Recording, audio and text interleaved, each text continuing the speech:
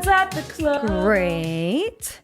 Can you give me 10% less volume on the word girl? God, what have you done? You're a pink pony girl, and you dance at the club. Yes.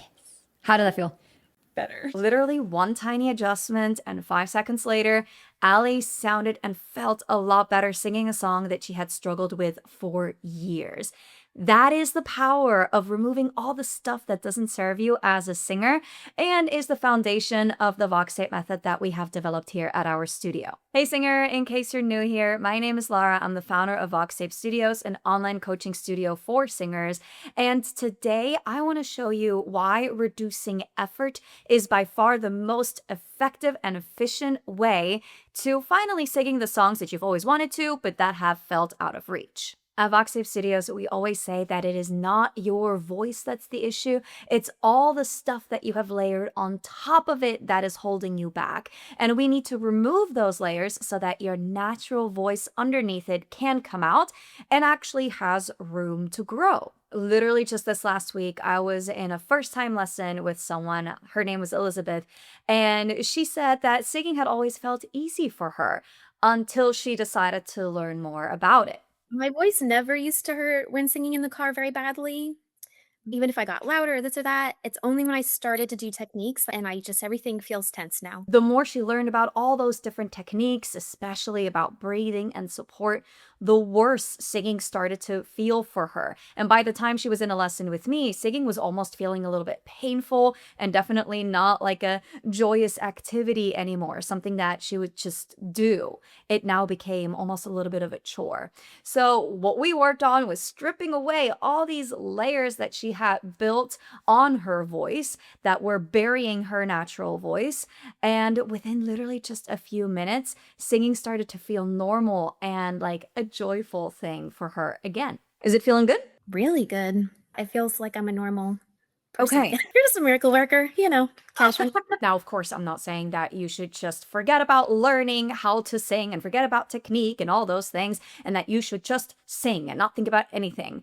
But what I am saying is that singing does not have to be this super overly complicated thing where you're constantly thinking about your technique and your breathing and your support and dropping your jaw so far that you have to pick it off the floor and scrunching your face to get into your mask and all of that stuff. Singing is just extended speech. So if you can speak it, you can sing it. The way we approach teaching voice here at VoxTape Studios is by first removing all those layers and then adding on any sort of techniques that are going to help you do whatever it is that you're trying to do with your voice.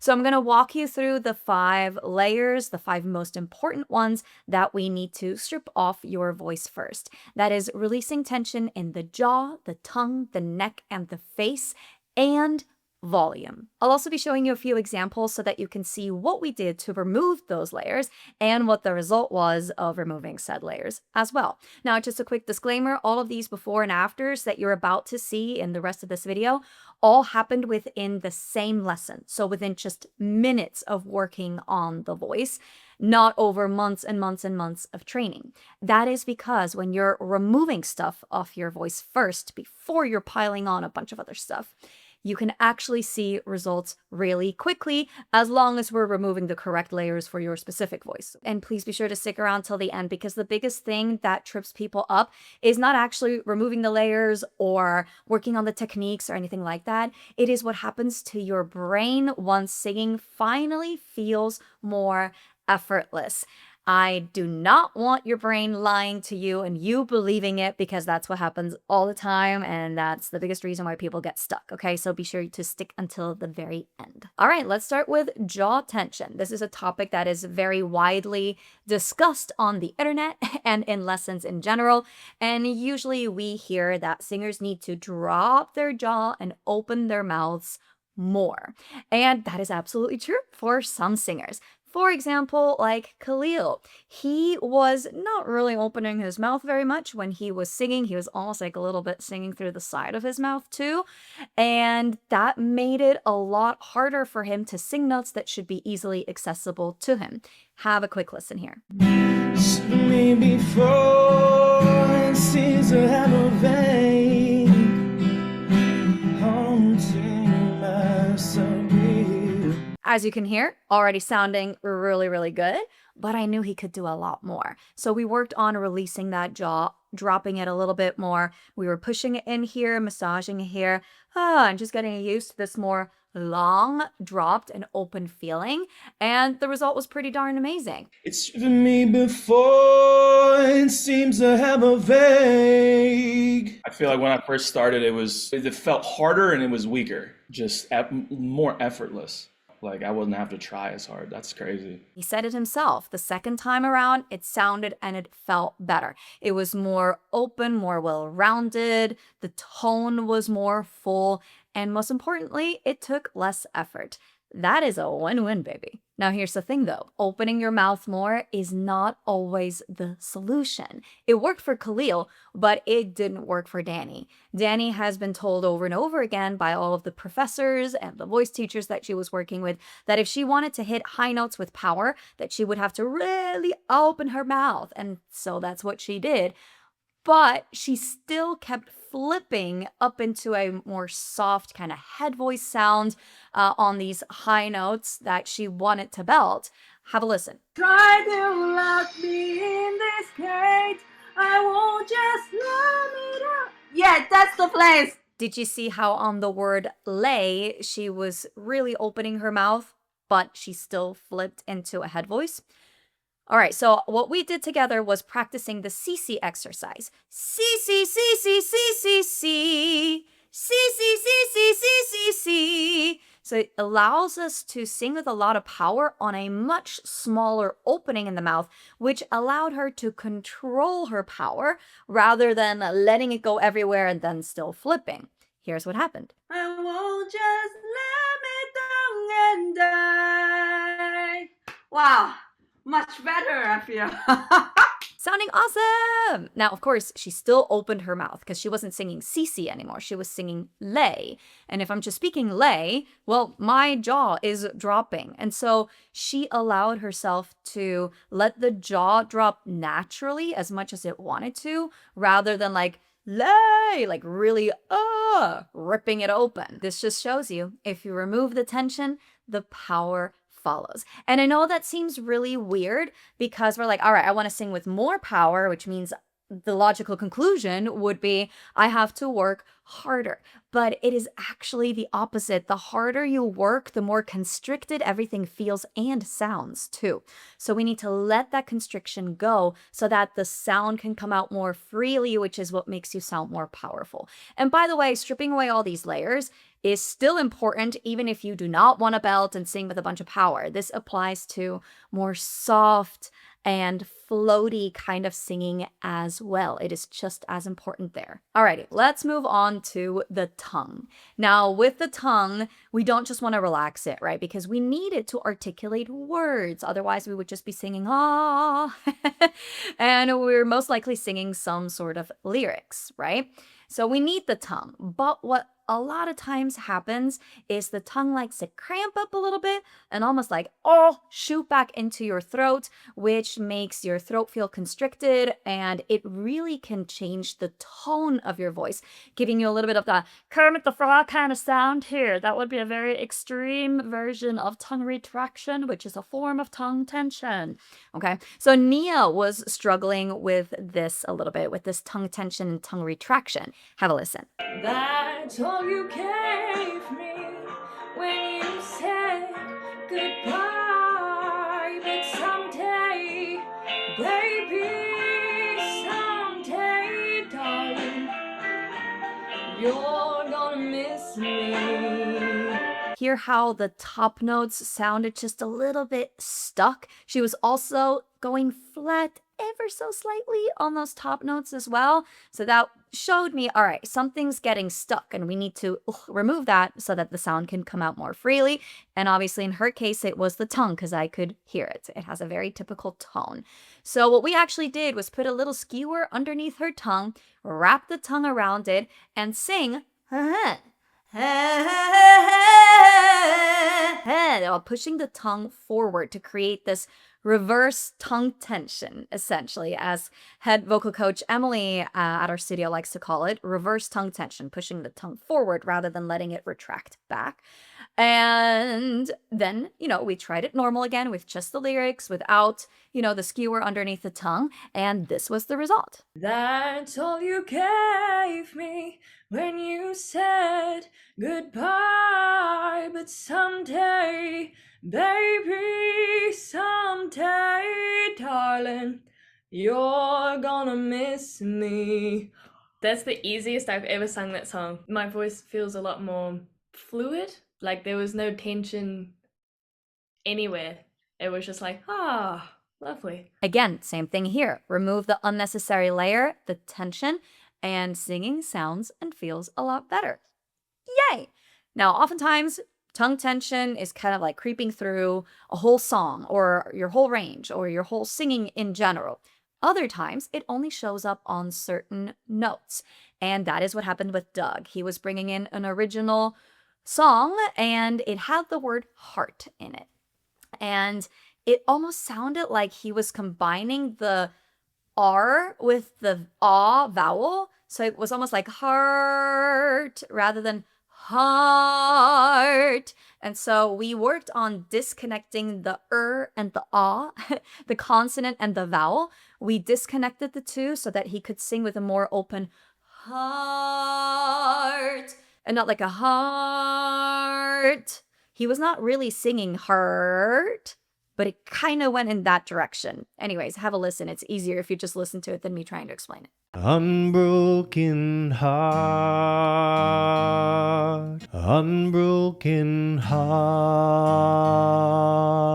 Okay, that's it. Did you feel or hear a difference? I did hear a difference, yes. Crazy, right? It was so much more open and so much more floaty and beautiful. Just like, just floating out of his mouth. Love it. Alrighty, that's the tongue. So we got the jaw, the tongue, moving on to the neck. When you're watching singers perform, they sometimes have all these muscles and veins popping out of the side of their necks.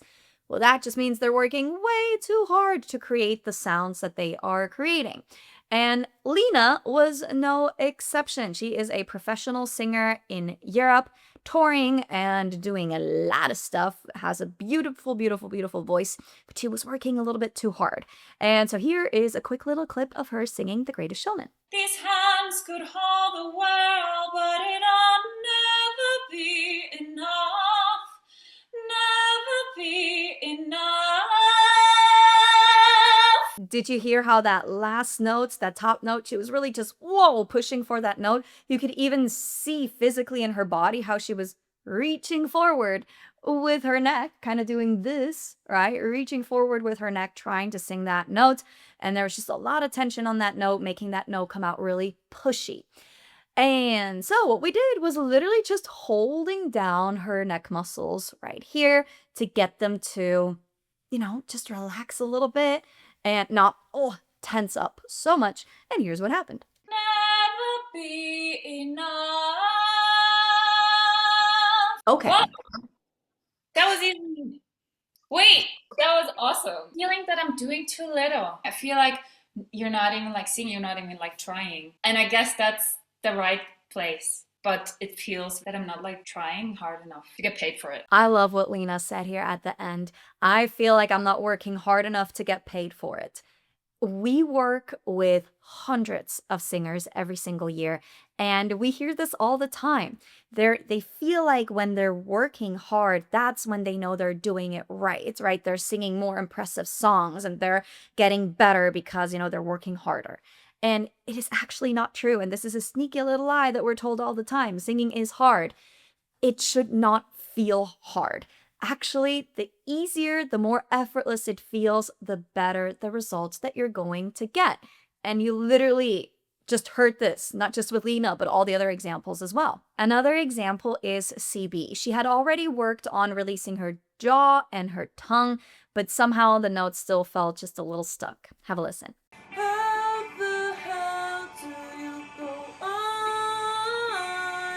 So we moved on to her neck. We did the tunnel exercise with her, where you're basically just taking your hands and you're dropping your head into your hands, so you're like basically allowing your neck muscles to relax because your hands are holding up your head rather than your neck. And she started singing like this through this tunnel exercise, and here's what happened. What the hell do you go on?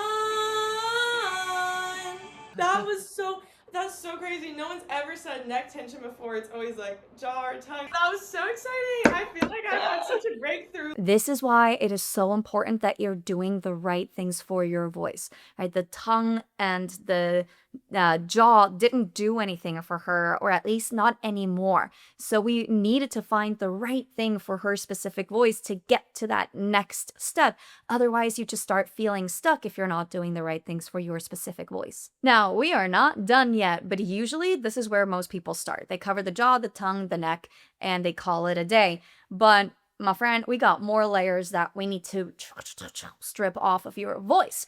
But before we dig into that, Coach Emily and we created a Sing Without Tension guide where you can figure out where your body is holding tension, where you need to release this kind of tension, and more than 30 different ways to actually release said tension. It is a free PDF download. Just click the link in the description below if you don't already have it, so that you can start working on stripping away these layers on your own voice as well. All right, back to stripping off these layers. Next up, we have your facial muscles.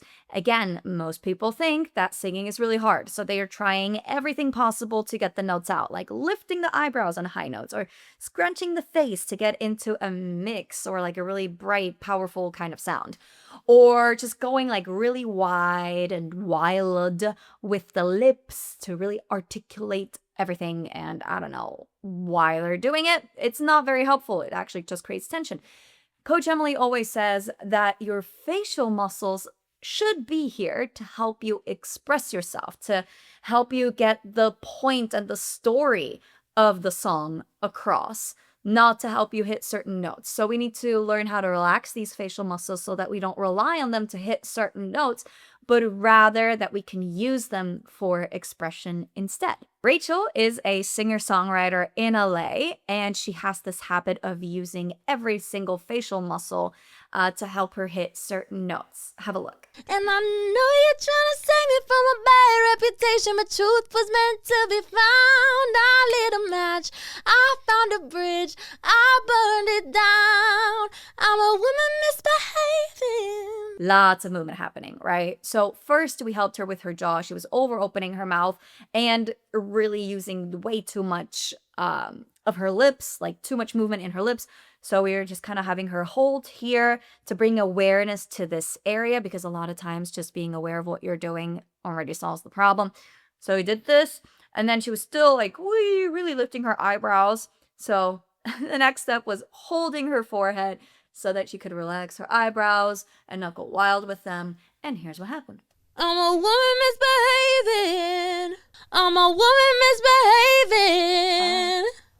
That was nice. Her tone opened up so beautifully, and it was easier to hit the notes. Ooh, we love that. Keishan was struggling with exactly the same thing. Way too much movement. Have a look. Blistering winds, oh, I burn my skin to find you. Hear how he was going a little flat, a little under on that top note? So we worked on releasing those facial muscles, aka singing with what we like to call a boring face. Relaxing every single facial muscle. And ta-da! Problem solved. He was going all the way up to the note and it sounded awesome. Blistering winds, oh, I burn my skin to find you. That's such an amazing discovery, because I feel like my voice was like, I liked the way I sounded. Oh, wow. Alrighty, so we have talked about the different kinds of tension layers that we need to remove from your voice. But there's one more layer that we need to talk about, and that is volume. A lot of times singers want to learn how to sing with a lot of power. I mean, of course we do. Singing with power, belting your face off is really impressive and a lot of fun to do. But what so many singers underestimate is how going for all of this power and all of this volume, how that is exactly the reason why they can't do it, why they maybe feel like they're yelling, or maybe feel like They just can't go any higher. They're hitting a ceiling in their range before they have to flip into a softer head voice. All of this extra effort, all of this extra volume is exactly the reason why they can't do it. We have to understand that power and volume are not the same thing. Let's have a look at Ashley. As soon as she went for the higher note in her song, she was really starting to push for it and giving it more volume, more effort, because it was higher. We're always told that higher notes take more effort, right? So that's exactly what she was doing, but that led her body to tense up, which made her crack on that top note. Have a listen. And I wanted it bad, but there were so many red flags. The only note I gave her was give me less volume and less effort on that top note. Try it again. And literally the problem was solved. Check this out. And I wanted it bad, but there were so many red flags. Okay, Yeah. that was a super good run through. How did it Thanks. feel? Good, yeah. Definitely better, yeah. World's tiniest adjustment and no crack in sight. Pretty amazing, right? Cam was very similar. However, he didn't crack on the top note in his song. He just felt like it wasn't very sustainable to keep singing it like that because he was performing a lot. So we needed to find a way to make hitting that high note with power more sustainable. And so he was singing it and I was like, all right, you're just working too hard. Just give me a little bit less volume on that top note. Try again. And boom, in 3 seconds, huge change. Check this out. Say the grass out there. Great. Turn the volume knob down on the top note. Let's say the grass out there. What was that? Definitely felt less strain. Still sounds absolutely awesome, right? Now here's the problem. Cam said that after the second version, while it felt a lot better and more sustainable, like he could do it again and again and again and I'll blow out his voice, he felt like it now wasn't punchy and powerful enough anymore. And this is exactly the trap I was talking about in the very, very, very beginning of this video that almost all singers fall into. And that is a big lie. And that is the same trap that I fell into as well. I was no exception.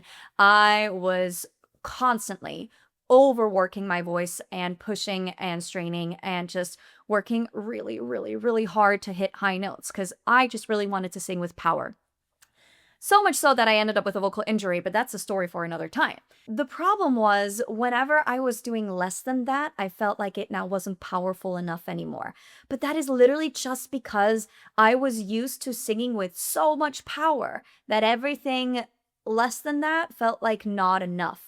It took me basically rewiring my brain to realize like, oh, no, I am plenty powerful. It just feels like I'm working less hard, but the result is actually still as powerful and it sounds better because it doesn't sound like you're yelling anymore. What we have to realize is that when we are singing, we are receiving the result based on both what it sounds like and what it felt like to create that sound.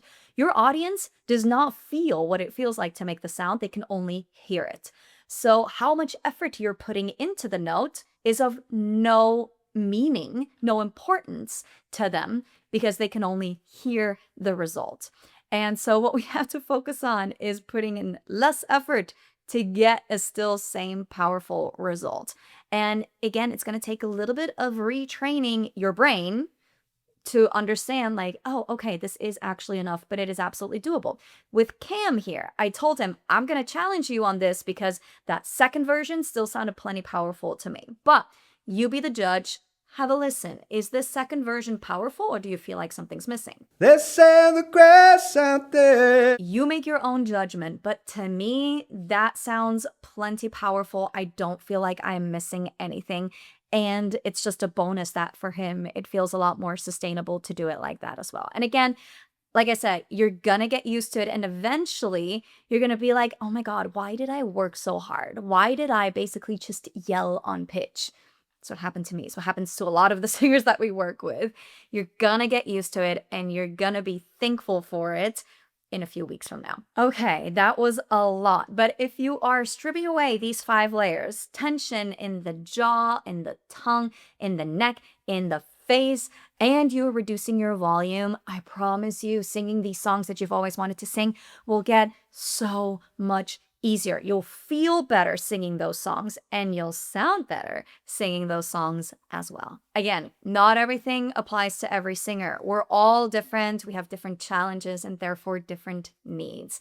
So if you want to know what exactly your voice needs, then click the link in the description below to book a one-on-one session with our head vocal coach, Emily.